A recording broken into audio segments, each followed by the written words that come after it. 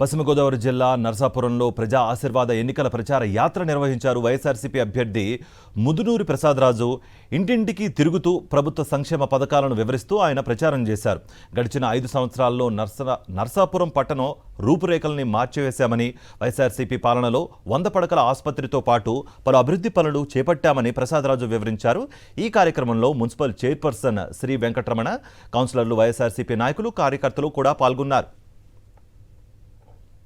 సంక్షేమ ఫలాలు నేరుగా అందించి ఒక సచివాలయ వ్యవస్థ ద్వారా ప్రతి ఇంటికి అవినీతి లేనటువంటి అర్హత ఉన్నటువంటి ప్రతి పౌరుడికి లబ్ధిని అందించే విధంగా ఈ పరిపాలన చేస్తున్నారు జగన్మోహన్ రెడ్డి గారు. ఒక పక్క అభివృద్ధి, ఒక పక్క సంక్షేమం.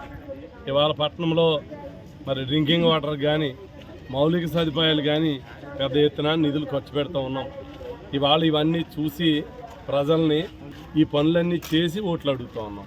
ఇంతకుముందు జగనన్న వస్తున్నాడు, మీరు అందరూ ధైర్యంగా ఉండండి, మనకు మంచి జరుగుతుందని ప్రచారం చేశాం.